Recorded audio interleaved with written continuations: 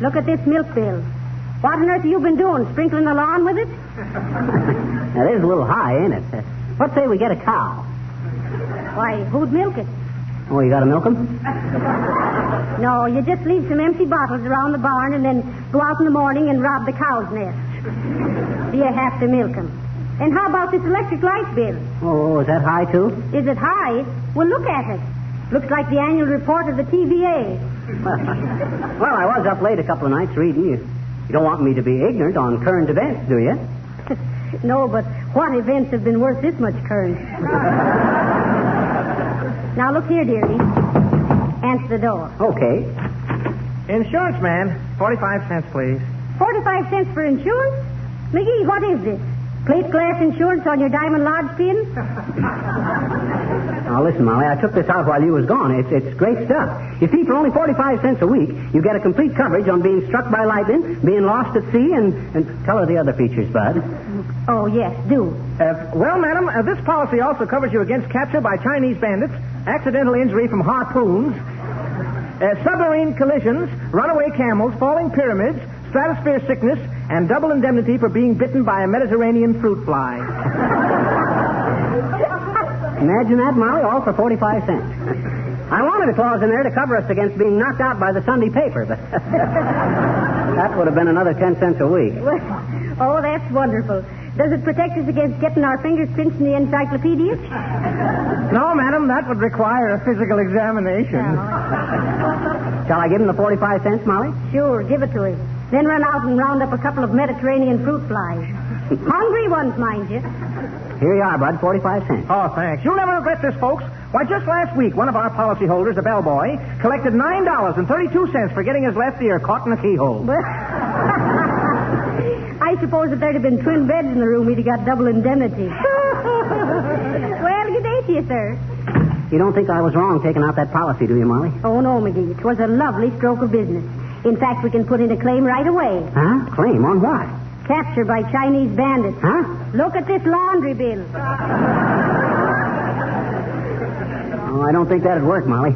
My shirts couldn't stand a physical examination. They'd flunk the butt analysis. Don't you get it, Molly? I says they'd flunk. It ain't funny, McGee. Okay.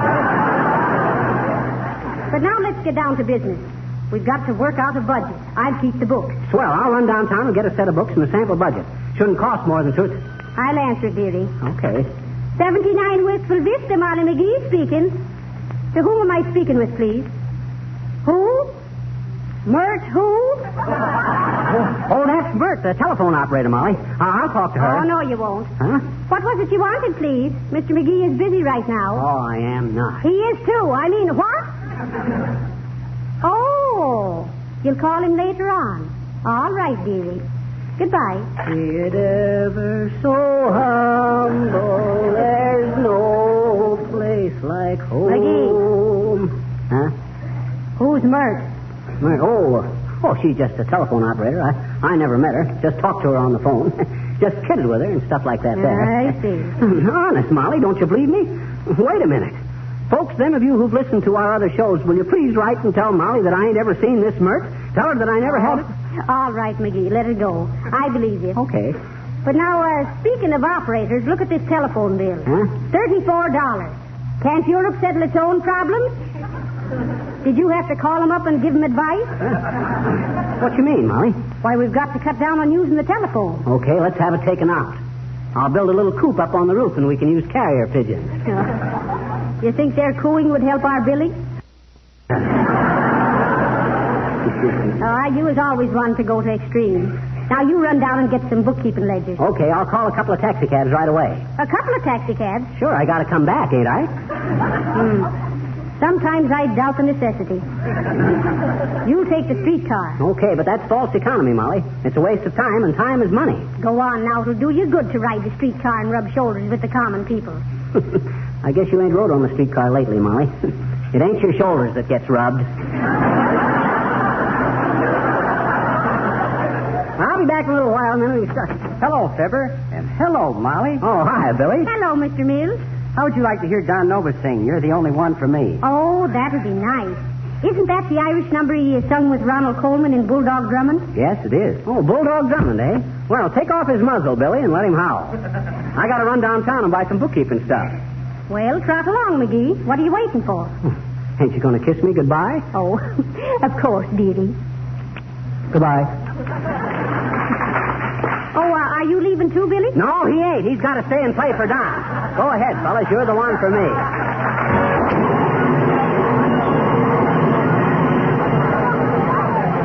Kind of crowded in this car, Bud. Am I standing on your foot? I don't know, mister.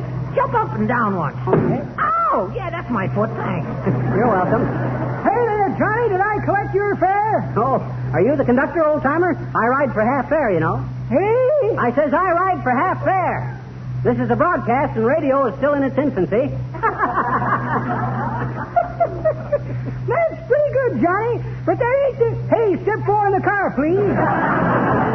How was I saying, Johnny? Oh, yes. That ain't the way I heard it. The way I heard it... Excuse me, conductor. May I please have a transfer? You won't need none, daughter. Just tell the other conductor that Joe sent you.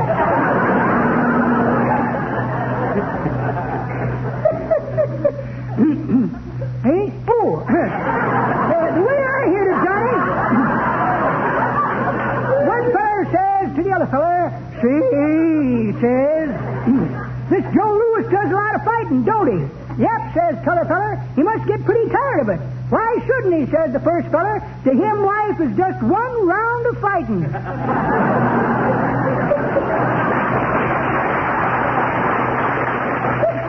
Well, let's you and me go to the next Louis fight, Johnny, if you can spare a couple of minutes. Okay, old-timer, but I never seen anybody so intoxicated with prize fighting as you. You're practically punch drunk right now. Hey, here's where I get off, old-timer. Okay, Johnny. Let the young fella through here, folks. One side.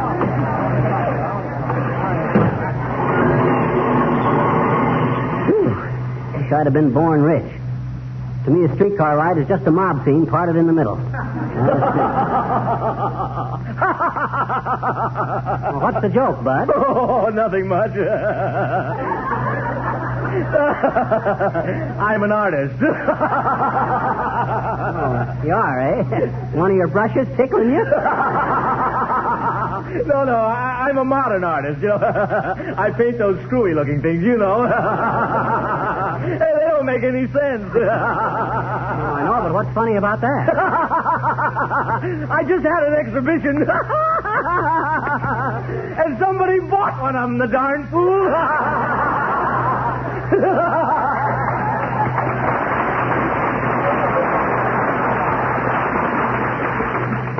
Well, I've always wondered which got framed the worst, the picture or the buyer. Let's see now. Where'd be the best place to get a set of budget books? Oh, hello there, Fibber. Where you bound? I'm looking for a bookstore or a stationery store, Harpo. Our bills have been too high, and I got to get some books and make out a budget. Oh, say, that's a fine idea. I have a budget myself. Oh, you have? You got it with you? Sure, right here. Take a look at it. Oh, that's very interesting. What's this item here? Entertainment, 20 cents. Gee, that must have been quite a fling. Well, it was. The 20 cents is for car fare out to the Better Housekeeping Institute. Oh, so that's your idea of entertainment, the Better Housekeeping Institute. Is that the only toot you could think of? Listen, I have a swell time out there. Here it comes, folks. Whenever I show them how easy it is to use Johnson's self-polishing glow coat, and particularly how they can save money right now by stocking up with those special giant-sized cans with the extra third free, why, nothing's too good for me. Why, they make me fudge or panucci or taffy apple or something. You can see how much that saves on meals in my budget. Yeah, that's great. Well, why didn't you hide in the oven till morning so you could get your breakfast free, too? Well, I tried that a couple of times, but somebody always comes along and sticks a fork in me to see if I'm done. Well, watch that budget, Fibber. Remember, the close-fisted guy of today is the open-handed guy of tomorrow. So long, pal. Old Rockefeller Wilcox. Boy, does he budget. He saves so many pennies, the government buys up his old pockets for Indian reservation. Yeah. Oh, here's a stationery store. What can I do for you, Flytrap?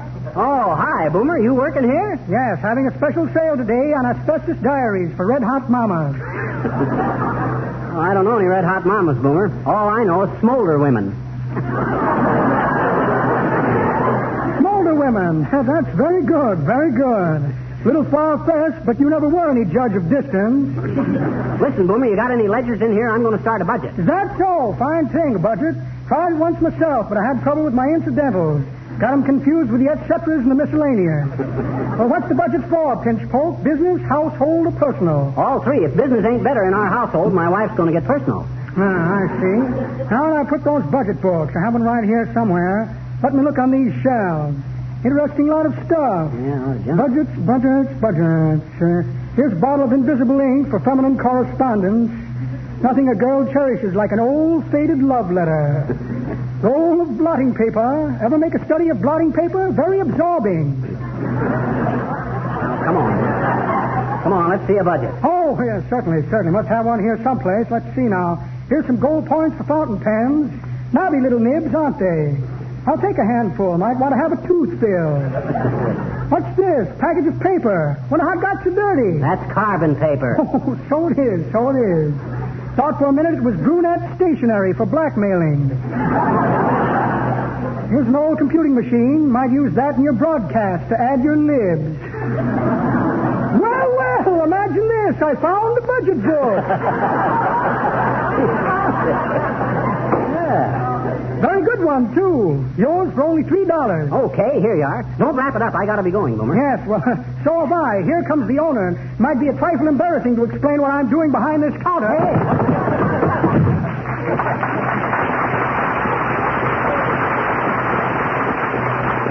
Can you imagine that? And I thought he was working in there.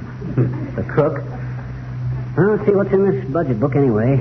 Husband's clothing per year, $1,200. Say, that's great. I ought to get a nice outfit for that. Hey, buddy, can you spare a dime for a cup of coffee?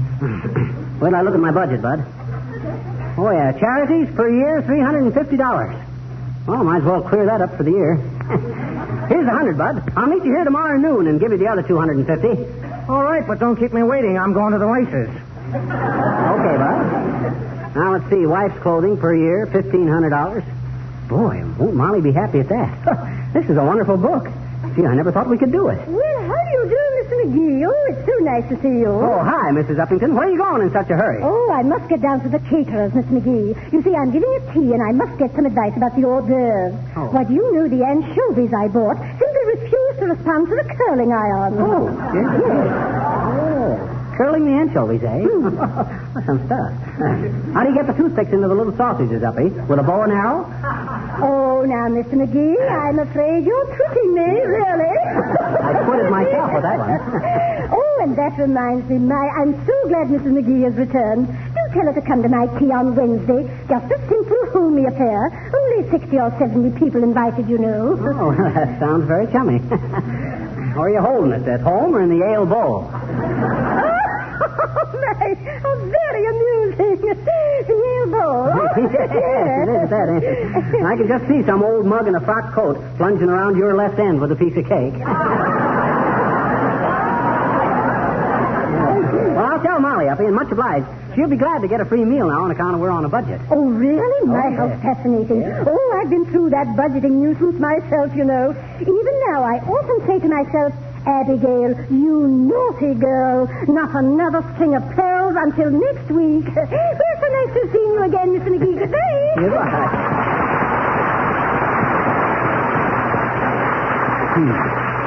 Not another string of pearls till next week. Wonder if she realizes how many oysters she's thrown out of work. Well, let's see this budget book again. Allowance for... Hello, Fibber. Started your budget yet? I just got the book, Billy. You see? And we're going to come out a lot better than we thought. Oh, that's swell. Yeah, for instance, according to this book, we can spend $3,600 a year for groceries. And our grocery bill has never been over $700 or $800 before. That's quite a saving, isn't it? Yes, you ought to finish the year with a mighty nice little deficit. I'll say so. And believe me, we ain't going to touch that deficit except in case of emergency. Well,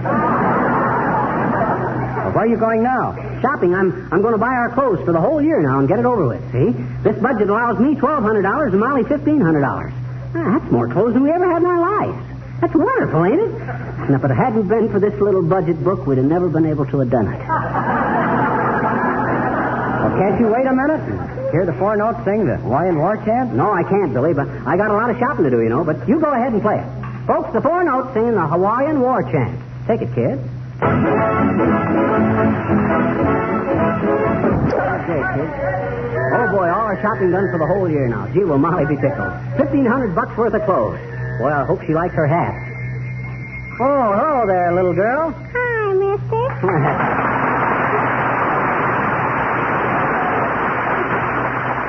Well, move your tricycle and let me by, will you? I got to get into the house.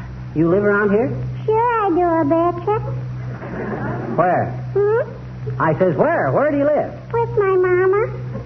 Well, where does your mama live? With Papa. We all live there. Where? I said, oh, shucks. We're right back where we started. Oh, have we been someplace? No, we ain't. Well, then how can we be back? That you could. Oh, forget it. Well, what's your name, little girl? Teeny. Teeny. Well, that's a cute name. Sure it is, I betcha. Don't you live in that house on the corner? Oh, you mean the brown one with the brick porch? Yes. No. Oh. Say, mister, you know what? No, what? I says what? Did you see my pop at the playground last night? No, I didn't. What was your father doing at a kid's playground at night? Well, I bet you he was there, I bet you. Huh? He said so on the telephone this morning. He did? Yeah. He said, boy, we sure were swinging last night, weren't we, Charlie?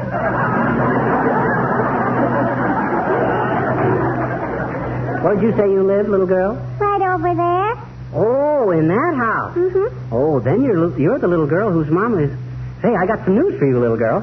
I met somebody downtown, and they told me you just got a new little baby sister. Oh, gee, Anna? Yes, sir. Ain't that great? Oh, that's dandy, I bet you. Yeah. I guess I gotta go now. Give me a push, will you, mister? Sure. Where are you going? I'm going down to the hospital and tell Mama. Gee, will she be surprised? Goodbye, mister.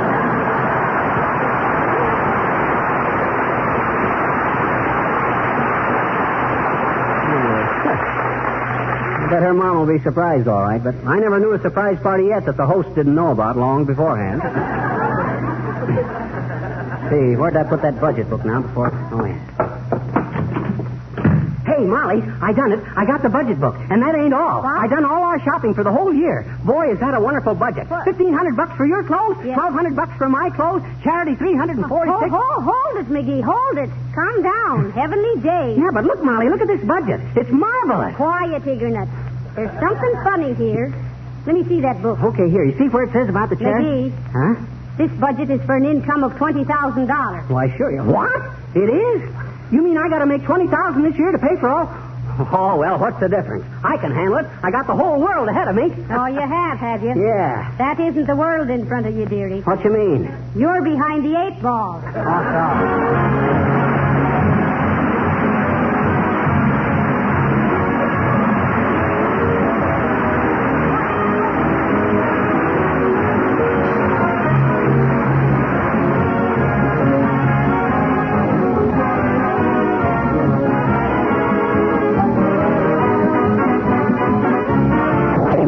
Yes? Are you still, am I, do you forgive me for making a mistake and buying all that there silly stuff?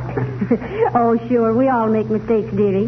But now after this, don't be so extravagant. Well, I guess I have been at that. Yes. Matter of fact, that ain't all. What? I got into a pretty stiff poker game the other night, too. Oh, why, that's terrible. I won $13. Oh, that's wonderful. Good night. Good night, all.